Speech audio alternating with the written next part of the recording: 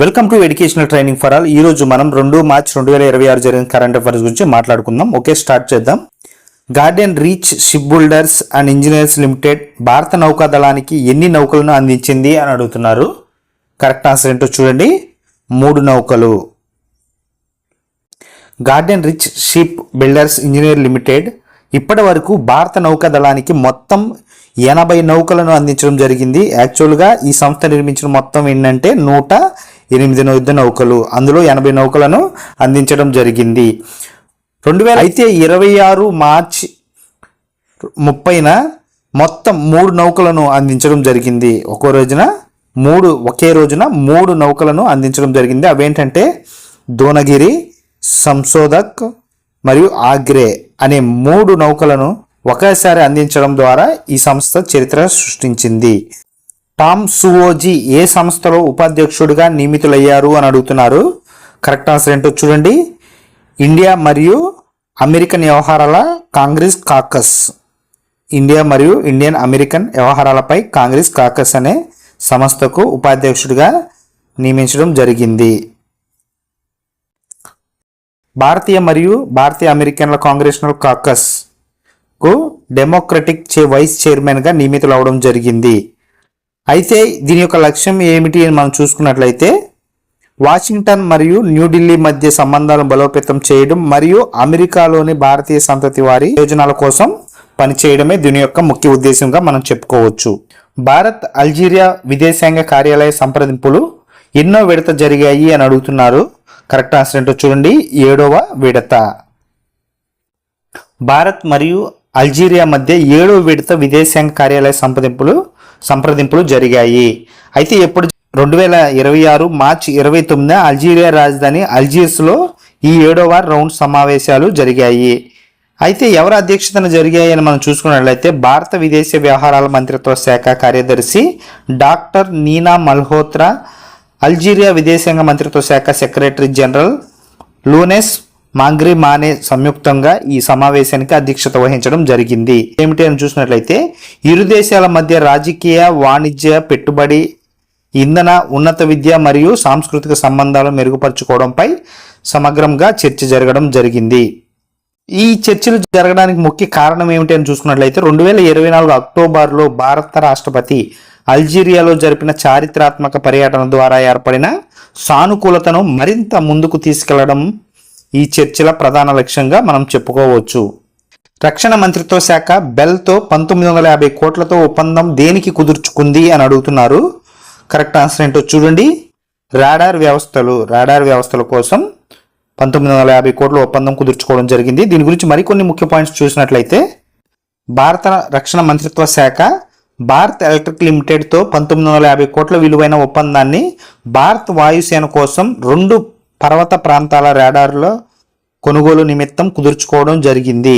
దీని యొక్క ప్రధాన ఉద్దేశం ఏమిటి అని చూసినట్లయితే భారత వాయుసేన యొక్క గగనతల నిఘా మరియు ముందస్తు హెచ్చరిక వ్యవస్థలను ముఖ్యంగా ఎత్తైన పర్వత ప్రాంతాలలో బలోపేతం చేయడానికి దీనిని కొనుగోలు చేయడం జరిగింది.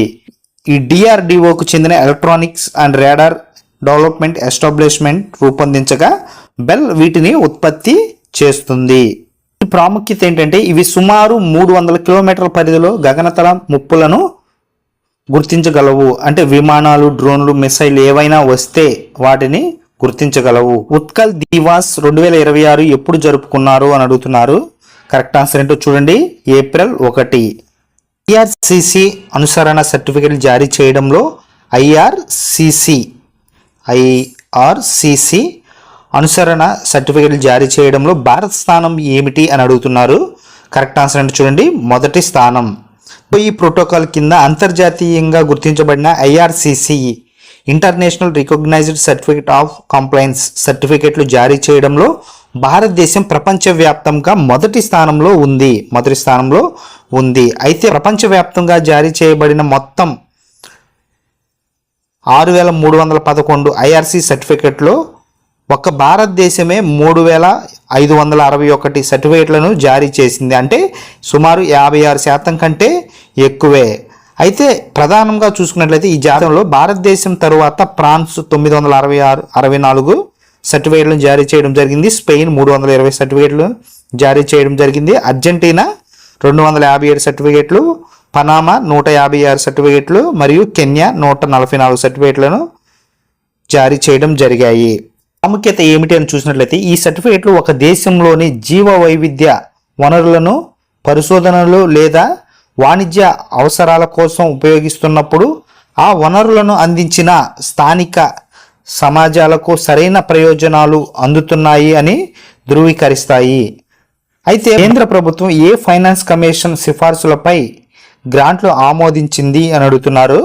కరెక్ట్ ఆన్సర్ ఏంటి ఒకసారి చూడండి. 15వ ఆర్థిక సంఘం నిధులు 2021-22 నుండి 2025-26 కాలానికి గాను ఈ నిధులను కేటాయించబడ్డాయి. తాజాగా ఏప్రిల్ 2026లో అరుణాచల్ ప్రదేశ్, గుజరాత్, తెలంగాణ వంటి 8 రాష్ట్రాలకు సుమారు 1536 కోట్ల నిధులను ప్రభుత్వం విడుదల చేయడం జరిగింది. అయితే ప్రధానంగా 2 రకాలు ఉంటాయి ఈ గ్రాంట్లు. ఒకటి అన్టైడ్ గ్రాంట్లు, టైడ్ గ్రాంట్లు ఉంటాయి కదా. వీటిని అన్టైడ్ గ్రాంట్లు చూసినట్లయితే వీటిని స్థానిక అవసరాలకు అనుగుణంగా పంచాయతీలు ఉపయోగించుకోవచ్చు. టైడ్ గ్రాంట్లు వీటిని తాగునీటి సరఫరా, పారిశుద్ధ్య వంటి వర్షపు నీటి నిల్వ వంటి నిర్దిష్ట పనుల కోసం మాత్రమే వాడాలి. 16వ ఆర్థిక సంఘం గురించి మాట్లాడుకున్నట్లయితే డాక్టర్ అరవింద్ పనగారియా నేతృత్వంలో 16వ ఆర్థిక సంఘం తన నివేదికను నవంబర్ 2025లో సమర్పించింది. దీన్ని ప్రభుత్వం ఆమోదించింది మరియు ఫిబ్రవరి 1, 2026న పార్లమెంట్లో ప్రవేశపెట్టింది. ఈ సంఘం చేసిన సిఫార్సులను 2026-27 నుండి 2030-31 వరకు అమలులో ఉంటాయి. త్రిపుర పంచాయతీలు ఏ అవార్డులు గెలుచుకున్నాయి అని అడుగుతున్నారు. త్రిపుర పంచాయతీలు ఏ అవార్డులు? Deen Dayal Upadhyaya and Nanaji Deshmukh panchayat sustainable development award గెలుచుకోవడం జరిగింది. ఆర్బీఐ పెట్టుబడులను ఎంతకాలం వాయిదా వేసింది అని అడుగుతున్నారు. కరెక్ట్ ఆన్సర్ ఏంటో చూడండి.